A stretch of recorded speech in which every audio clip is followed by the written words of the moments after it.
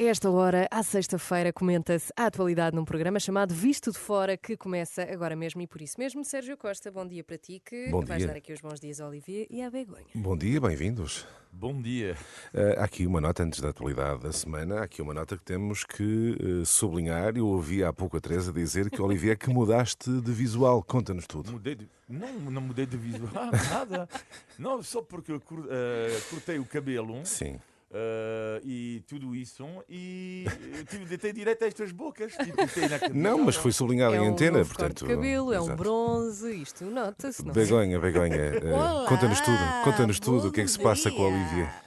Olivier está feliz. Olha, é maravilhoso estar aqui, se estou a exagerar o de maravilhoso, como ele diz, voltar a estar aqui nos estúdios da Renascença. Ele está com o ar de ter dormido muito bem, muitas horas, Então, mas ele dorme sempre de ter 12 ido horas à por praia e depois de que algo acontece. Isso com certeza. Portanto, não é surreal, não é uma mudança, não é uma mudança de visual surreal. Muito bem. Feita esta nota, vamos avançar para os assuntos da semana. O Visto de Fora é uma parceria Renascença Euronet, a rede europeia de rádios.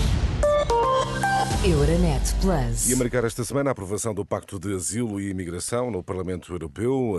Enfim, houve bastante discussão em torno deste pacto. Demorou muito tempo a ser concretizado. Bem, a votação ainda é preciso o aval dos diferentes Estados-membros.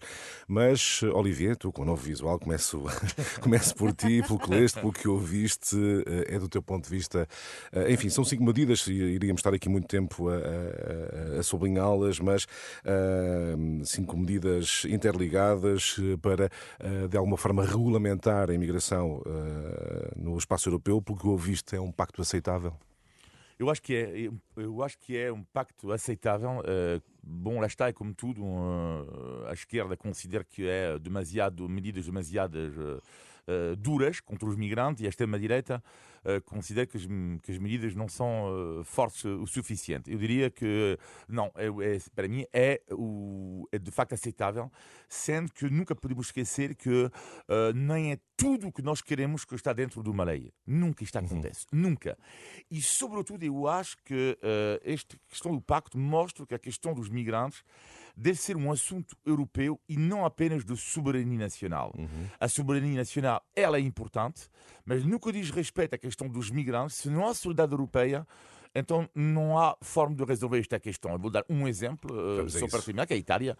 Não estou a ver porque que a senhora Meloni tem toda a razão, não estou a ver porque que a Itália, a Grécia ou a Espanha só têm eles sozinhos que acolheram os migrantes. Portanto, deve existir porque houve de facto um esforço adicional de vários países que outros não tiveram, não é? Exatamente, não pode ser em cima de um país toda a responsabilidade. Portanto, para mim, é um pacto aceitável. Begonha, responde às necessidades europeias este pacto aprovado no Parlamento Europeu? Eu que costumo ser muito otimista, como sabem, com os assuntos europeus, e tento sempre ver para frente e olhar para frente, non sei.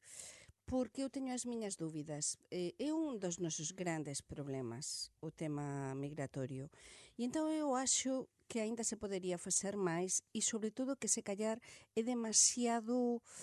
a ver, como é que explico isto dun xeito delicado? Vamos a isso. Estáse a tentar frenar demasiado a entrada dos migrantes. Restringir, é isso que Restringir, é frenar, demasiado restritivo. controlar. É verdade. dizer, estou a tentar empregar así sinónimos. Porque sí, é así, nós somos povos migrantes. Portugal e España e Grecia, por exemplo, e Italia, somos povos migrantes. Sudamérica está cheia de italianos, de españois, aliás, galegos, que migraran. Europa, quantos de nós... Non é acolher a todos, mas non ser excesivamente restritivos. Begonha, hoje ouvíamos aqui na Renascença o presidente da Confederação Empresarial dizer que defende uma imigração programada, ou seja, que responda de facto às necessidades do país, que contribua para o crescimento económico, até porque cada país tem as suas diferenças, as suas necessidades. Ten toda a lógica, Sergio, por unha razão. Pensemos unha coisa, que índice de natalidade temos? Vamos a falar de España e de Portugal, sobre todo, e en Italia tamén, que está baixísimo. Somos os países da Unión Europea con un índice de natalidade máis baixo. Quando cresce a natalidade, grande parte dos nascimentos que se están a producir nos nosos países son fillos de emigrantes. Nós precisamos dos emigrantes, precisamos das persoas que veñen a contribuir e a facer os traballos que nós non queremos. Claro que se ten de controlar moito ben, non é nada fácil, mas non podemos ser restrictivos. É o futuro. Estou a sentir o Olivier com algumas a discordar. Ligeiro desacordo que é ligeiro mesmo, que é a questão de quando o migrante chega a dizer que nós precisamos de migrantes. Bom, sobre isto, para mim, é óbvio, não é? Mas a questão não é que, portanto, este pacto vai fazer com que haja mais controle na chegada dos migrantes. Sim. E porquê? Que é para o direito de asilo é, para mim, algo inegociável. Ou seja, é uma base das nossas sociedades. Já concordamos sobre isto? Sim. E a grande questão é que se qualquer pessoa pede asilo e recebe o asilo, neste caso, o asilo já não significa nada. Perde-se o significado do que é o asilo.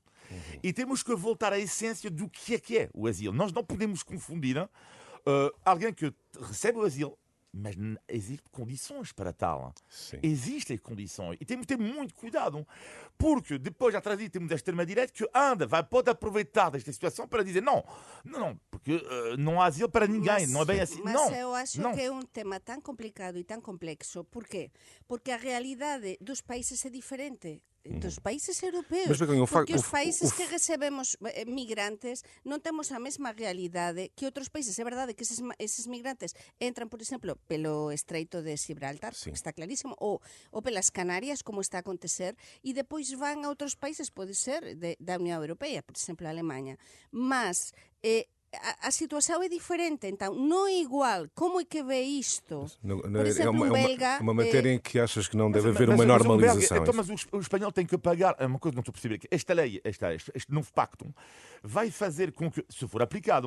Claro, ainda falta o aval dos diferentes Estados, não é? Exatamente, mas a Espanha não tem culpa... Ou seja, vamos ver, a Bélgica tem... Não, mas não é essa a questão. Mas a Espanha não tem culpa, ou como a Itália não tem culpa de receber a partir de mais migrantes. Só que não é a Espanha que tem que acolher todos os migrantes. Claro. Então, mas a Bélgica tem que participar. E então é um país que é claro. Mas por isso sempre os mesmos, a Hungria... Mas se concordamos, Olivier, aí queria eu chegar, é dizer, que a situação é diferente, por isso não vai ser fácil, e nunca foi fácil na Europa chegar... Ainda assim chegou-se aqui a um consenso. Deixa-me só colocar esta pergunta. Mas eu acho que, pelo que eu li, não sei em que vai ficar isto, mas está-se também a apontar a ser bastante restritivo no que é a entrada. E isso dá-me um bocado de medo. E estou a falar, eu que sou de um país que está a entrar nas Canárias, na Isla de Hierro, quase mais migrantes da população. Mas, então deixa-me colocar a questão assim. O facto de os extremos, quer à esquerda, quer à direita, terem votado contra este pacto por motivos diferentes, enfim, motivações diferentes, e eu faço a pergunta aos dois e peço uma resposta rápida, porque o nosso tempo está a avançar. O facto de os extremos terem votado contra não será, de alguma forma, um sinal de algum equilíbrio que se conseguiu na Europa sobre uma matéria tão delicada? Olivier. Sim, para mim é, claramente, porque, aliás, eu disse lá no início do que é que eu achava disso, para mim é sempre um bom sinal. Isto é importante. E sobretudo, porque que eu acho, em relação a esta lei, que precisávamos de regras comuns, e sempre disse aqui que sou pro-europeu a partir do momento em que há uma solução com as falhas sobre o Covid, com a questão da Ucrânia, há de uma certa forma alguma unidade, e sobre a questão do pacto eram preciso regras comuns, com certeza. Não vai resolver tudo, não vale, é impossível resolver tudo, mas é um bom caminho. Mas ainda falta... O facto de não ser tão restritiva como pedia a extrema-direita, ou tão permissiva ou mais permissiva como pedia a extrema-esquerda, não é um sinal de equilíbrio? De equilíbrio, entre aspas, porque isto ainda ten de ser viabilizado pelos diferentes parlamentos, e lembremos unha coisa, que estamos ás portas das eleições europeas de próximo 9 de xuño. E entón, o que acontecer nas eleições europeas de 9 de xuño vai determinar digamos, que todo isto se poña ou non se poña en funcionamento ou en marcha ou a luz verde, realmente para ver se isto se activa.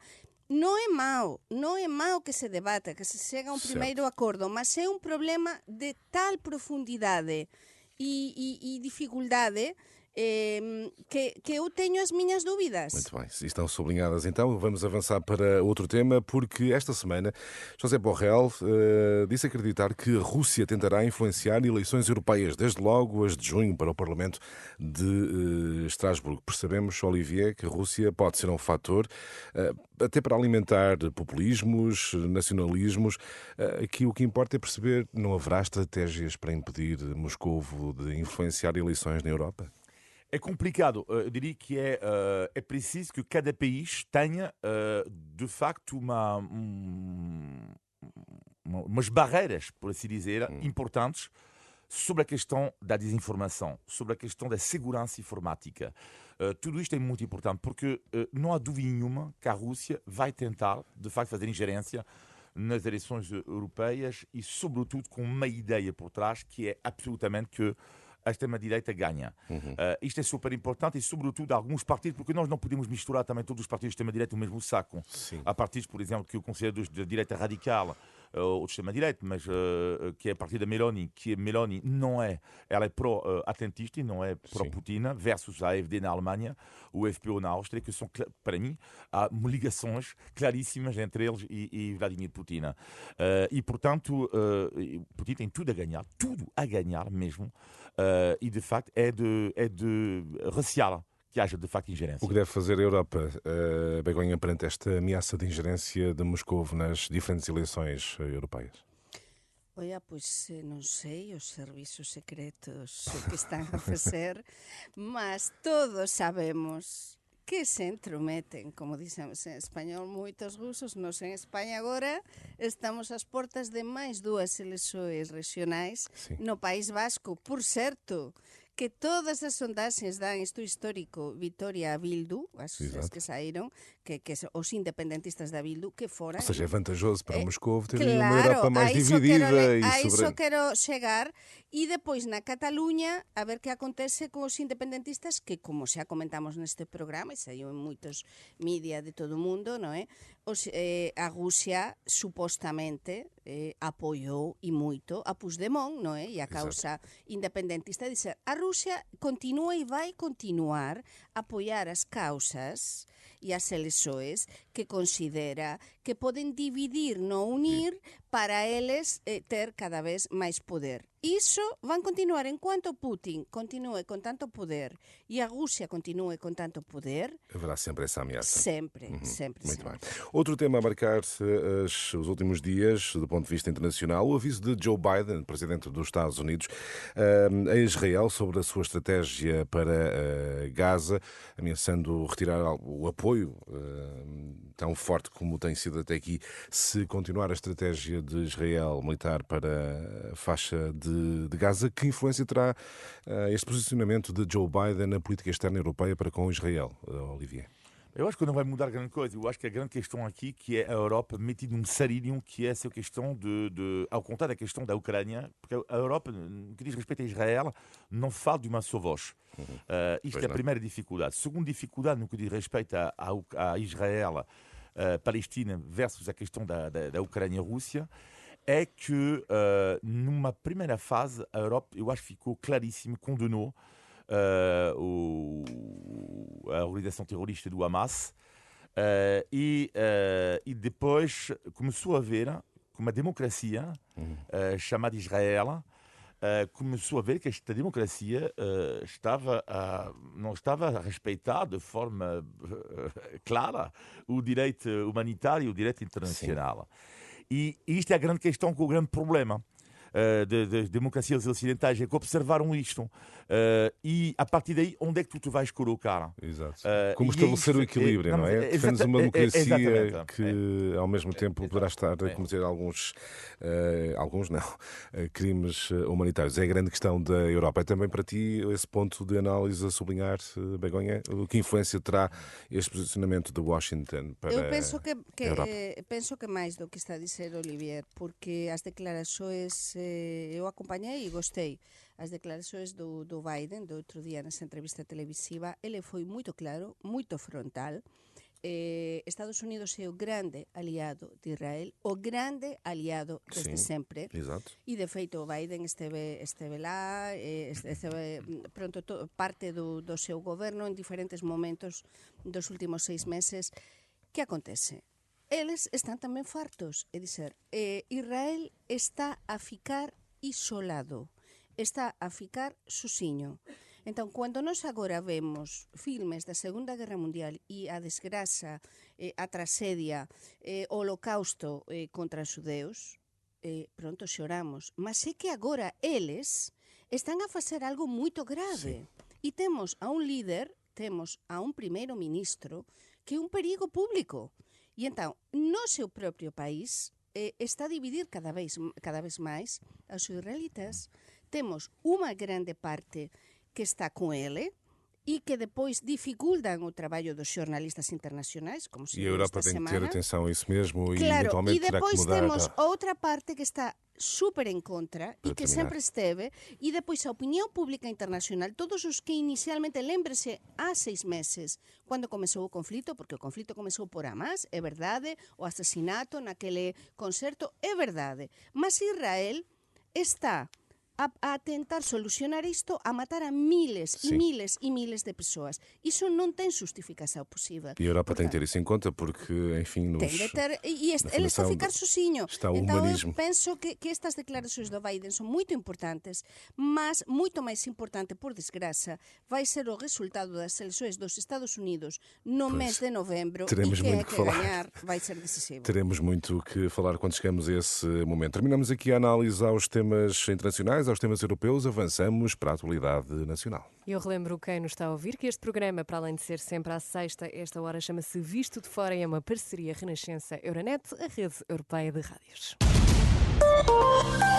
Euronet Plus. Milano, Zagreb, Bruxelas, Sofia, Riga. Euronet Plus, a rede europeia de rádios para compreender melhor a Europa. Já arrancou o segundo dia de debate sobre o programa de governo. O governo liderado por Luís Montenegro deverá sobreviver a 2 moções de rejeição apresentadas pelo Partido Comunista e pelo Bloco de Esquerda, mas olhando para aquilo que foi apresentado, Olivier, qual é a tua avaliação? Se é que consegues dar uma nota ao programa de governo de Luís Montenegro, por tudo o que analisaste, qual é a tua avaliação global? Bem, uma avaliação que eu acho que é difícil, na minha opinião, neste momento, discordar das medidas que ela apresentou. Ou seja, sinceramente, eu acho que não é uma questão ideológica aqui. Eu apontei algumas para dizer que é complicado. Ou seja, reduzir a IRS para a classe média. Certo. Sinceramente, quem é que vai dizer não, eu não quero. Fazer uma conta corrente para as empresas entre as empresas e o fisco e o Estado. Mas quem é que discorda disso? Que o Estado tem que pagar a tempo, não é? E a última, da qual falamos muito desde ontem, pronto, há reuniões de urgência agora com os professores e as forças de segurança. Quem é que está contra isto? Também acho que ninguém, acho eu. Portanto, eu acho que está numa fase um pouco fácil, entre aspas, não é? Neste momento é tudo bem bonito, é tudo, temos o baixo do IRS, é tudo isso. Bom, o que é que não sabemos é que será que isto vai fazer crescer o político a nível económico? Porque a verdade é esta, é que tudo isto é bem bonito, para já parece que é a pequena distribuição dos bombons, dos rebuçados. Aí vamos lá, toma lá tu rebuçado, toma lá tu. E depois, qual é a função do país? O país tem que criar riquezas também, não é? Para poder Ponto crítico será daqui a 6 meses, com o orçamento do Estado. Ponto crítico para o governo poderá ser daqui a 6 meses. Exatamente. Tem tempo para provar isso? E segundo ponto, sim, eu acho que poderá ter algum tempo. Ele precisa de quando? 10 anos para isso? Bom, não. Agora, o outro ponto lá neste caso, para mim, que é um pouco negativo, mas isto é válido para o Partido Socialista também, que é um pouco cansativo esta questão. Tu és arrogante, não, sou arrogante, não, tu és arrogante, não, sou arrogante. Já ia perguntar. Parece Foi arrogante, Luís Montenegro, parece sim ou não? Moção de censura, moção de rejeição, moção de censura, moção de rejeição. Cansativo. Mas já agora pergunto se, do teu ponto de vista, houve alguma arrogância, foi a principal crítica feita a Luís Montenegro e ao novo governo, se houve de facto arrogância. Não, para mim não houve, mas não houve nem de um parte nem do outro, mas ele faz-me lembrar o Bruno Santos e o Luís Montenegro, um amigo meu, que às vezes me diz assim, Olivier, está tudo bem, não estás estressado? E, não, juro, estou ótimo. Mas de certeza. Não, juro, estou bem. Pá, já estou estressado, já me irritas tu. E eu pouco Tinham de assim ver entre a os dois. Oliveira aqui, uau, como está? Begonha, olha, faço também a pergunta se consideras que Luís Montenegro foi arrogante na abordagem, na apresentação do Olha, programa do isto Governo é e a visto. avaliação ao Isto é programa. visto de fora. Nós temos de ir ou analizar con outra abrangência, non é? Non ficar nas entreliñas. Vamos ver. Por favor, isto é Portugal e entón aquí tense, como eu digo sempre, tense de polemizar por algo. Entón agora é a arrogancia. Aquí hai un tema. O Partido Socialista facilitou que teñamos un presidente do Parlamento, non é? O que non facilitou o Chega. Esta cheganos unha serie de acordos no Parlamento entre alén disto. Agora vai facilitar tamén este orçamento rectificativo, todo apunta, mas vamos ver. E neste programa eu acho que foi inteligente por parte do PSD, foi inteligente estas medidas. Este programa está a ser cociñado há moito tempo e cociñado pelo que hoxe o ministro de Finanzas, que é a cabeza pensante da parte económica, non é? E da parte financeira e deste programa de goberno. Mas ten toda a lógica. Como dizia o Olivier, não há como rejeitar neste momento. Mas claro, então, agora, que é o que se pode acusar? O que é o que se pode... Como que se pode justificar o PS? Ou persoas dentro do PS que non concordan moito con esta maneira de actuar do Pedro Nuno? Pois é iso. Vamos ver. Agora se a comeza a ver e vai haber unha certa divisão interna dentro do PS, porque vai haber quen vai querer que o Pedro Nuno faça mesmo oposición e vai haber quen do círculo do Pedro Nuno que queren que ele agora reconstituya o partido, teña este momento tamén de sentido de Estado, todo iso. Entón, vai haber unha divisão interna. E no caso do PSD, por moito que eles vendan que o programa e que o proxecto de goberno é para 4 anos e tal, realmente é un proxecto de goberno ou un programa que demonstra realmente que teñen de contentar a todos, Sí, porque como se tende a negociar, por iso a estas medidas dun partido, do outro, e son medidas de moito sentido común. Exatamente. Mas como eu que tive de ver este programa, son 180 páxinas, notei en falta algunhas coisas. Vou dizer cá neste visto Muito de rápido. fora. Faltam algumas coisas. Non se fala moito, por exemplo, de temas transfronterizos. Non se fala moito de España. Dos non comboios.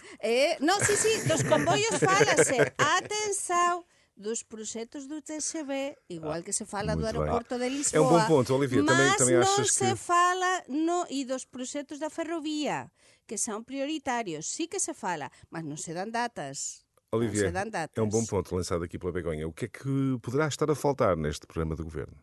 Do teu ponto de vista, se é que consegues fazer essa... Não, eu mantenho que a questão de como é que tu... É um pouco como faz o problema para mim da política francesa, que é Macron, ou seja, o Estado social que ele defende, porque afinal o Partido Social Democrata, o AD neste caso, mas o Partido Social Democrata defende um Estado social. Eu acho que veja aqui a defesa forte do Estado social. Tudo bem, eu não estou a dizer que isto não tem que ser feito. A grande questão é que é uma questão de equilíbrio, não é? De onde vão buscar as receitas também, não é? E depois, lá está, como é que vai relançar a economia? É a grande questão. Para mim, essa é a grande questão que não está claro, mas que o tempo vai dizer, não? Em função de outras medidas que poderão. É uma jogada.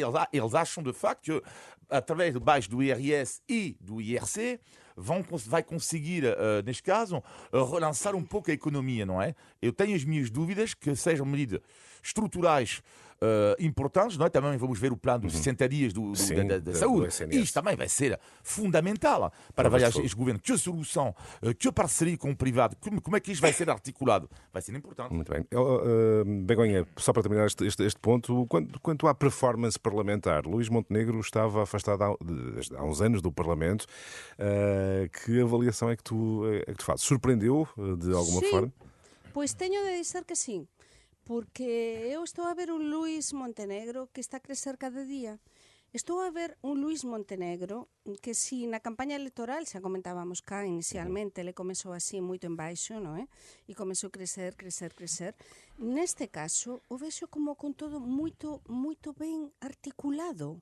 E até o goberno que ele nomeou e tudo, un goberno en principio con unha parte política importante, mas depois un goberno con bastante boa preparación. Dame a impresión que está tudo bastante estudado, mas claro, o que possa acontecer non sabemos. Mas é un uma goberno primeira tan boa imagem minoritario, também é fundamental, não é? mas a imaxen dele está a ser, desde o meu ponto de vista, neste visto de fora, consistente. Muito bem. Temos que avançar para mais um tema nacional e vamos falar de Pedro Passos Coelho, que marcou presença e foi ele que foi apresentar o livro Identidade e Família. Perguntava-te, Olivier, como é que avalias o facto de Pedro Passos Coelho ter estado neste momento e ter-se deixado filmar ao lado de personalidades como André Ventura? Bom, para já ele tem todo o direito, não estou a ver... Claro, foi convidado, não iria sim, faltar, claro. Sim, mas além disso, ele tem todo o direito de estar filmado ao lado de André Ventura. Não estou a ver... Porquê que não? Eu diria 2 pontos sobre este livro. Sim. E a apresentação do livro de Passos Coelho. Primeiro ponto sobre Pedro Passos Coelho. Eu disse aqui que eu adorava fazer uma pergunta a Pedro Passos Coelho e repito esta pergunta, então ainda mais hoje em dia, e sem ironia nenhuma.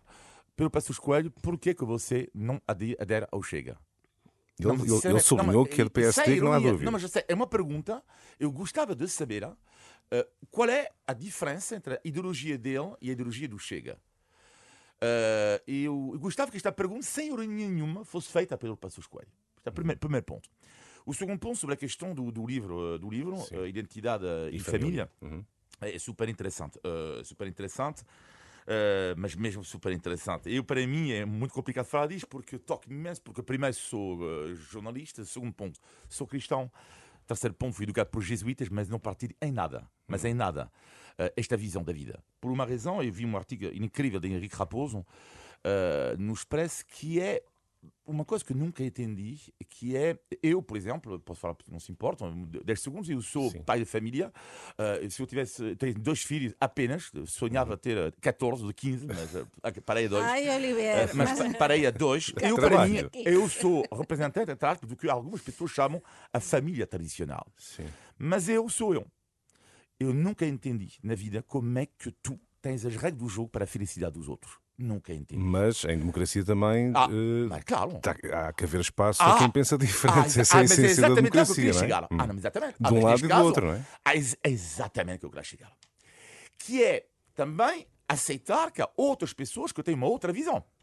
Ou seja, eu tenho esta visão para mim. Certo. Para mim, para a felicidade. Para mim, sem filhos, nunca teria tido a felicidade. Nunca. Sou honesto. Nunca.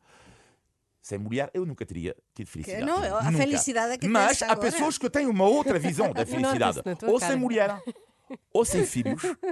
Sei lá, ok. Outras pessoas que têm uma visão. Da mesma forma, eu tenho alguma dificuldade quando as regras do jogo são afixadas em relação à felicidade dos outros. Uma mensagem muito importante. Begonha, vamos então começar por Pedro Passos Coelho, a estar neste momento e ao lado de figuras como André Ventura. Qual será a estratégia de Pedro Passos Coelho? Apesar de ter sido convidado para a apresentação de um livro e não faltou, naturalmente. Vou fazer uma coisa, vou dar a volta como se faz tanto em Portugal, que eu adoro e uma se rotunda, aprendi. é que há tantas. Que o mesmo dia que se apresentou e que foi interessantíssimo, eu non deixarei de ser xornalista até que morra. Portanto, é que moito, é que simpático.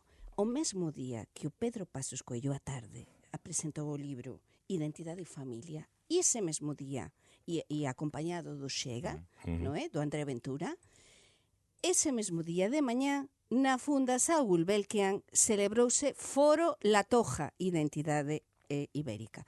Quens estiveran xuntos, e son de diferentes partidos, quens estiveran xuntos es primeiros ministros de Portugal e de España a falar da importancia da centralidade. Tivemos o Pinto Balsemao, primeiro ministro portugués, o Antonio Costa, e de diferentes partidos, a falar desa centralidade, desa importancia.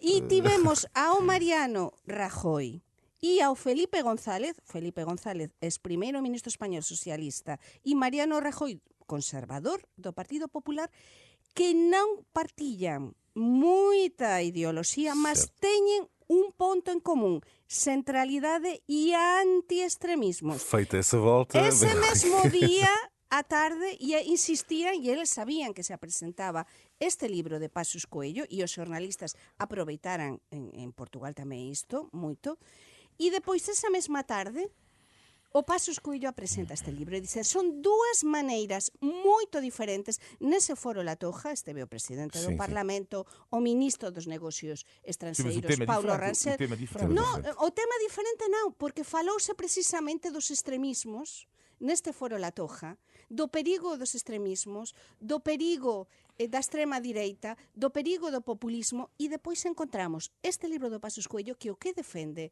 son unha serie de principios que va moito ao encontro do que está a defender o propio Chega. É dizer, é un perigo, tú dixeste algo importante agora, cando tú tens de dizer aos outros, ou dices o que teñen de facer, non é? O que é o modelo perfeito. Os extremismos e os populismos non son bons. O Pasos Coelho acho que está a ficar muito democracia isolado. também há o direito de alguém pensar diferente, mesmo que tu não concordes. Não é? Mas é que aqui encontramos, dentro do que é o centro-direita, encontramos agora visões muito diferentes. E está a acontecer Sérgio, uma pergunta. nos diferentes Sérgio, países. Porque há quem, e em Portugal há muitas pessoas, e acontece em Espanha também, e acontece na Itália, e acontece na França, muitas pessoas que partilham essas alianças entre, que ten todo a ver, entre o Chega, por exemplo, e os partidos de extrema-direita e os partidos de centro-direita. E quenes não partilham isto e partilham este tipo bloco central. Okay? Ou seja, quando tu fala da liberdade de expressão, eu concordo plenamente contigo, que é, ou seja, estas pessoas podem defender uma ideia, não é? Da família tradicional. E tem que ser respeitado, ser liberdade de expressão. Mas também, a liberdade de expressão também dizer discordo. Claro, seja, evidente, mas essa é a essência da democracia. E sobretudo, cristãos. Ou seja, podemos até discordar. Isto é que é muito rico. Para mim, muitas vezes falo com amigos cristãos com quem partilhamos uma coisa em comum, que é uma essência, que é a fé. Mas às vezes eu digo aos meus amigos, meu Deus, às vezes parece que não é bem o mesmo. Claro, mas porque... não é bem o mesmo. Mas porque são opiniões diferentes e a fé nós somos é cristãos. Temos mesmo que terminar. E ser cristão é também respeitar a liberdade do outro. Claro, mas, com certeza, penso que além deste, porque a importância mediática deste acontecimento do libro do Pasos Coelho non foi o propio libro, foi precisamente que é unha visão totalmente diferente de fazer política. Muito bem. Tu adiantavas isto antes, Olivier. Muito bem. Temos mesmo que terminar, vamos ter que avançar para testar os vossos conhecimentos sobre a Portugalidade ou Tugalidade. Vamos a isso, Vamos ao Teresa? índice Vamos a isso. de Tugalidade. Índice de Tugalidade.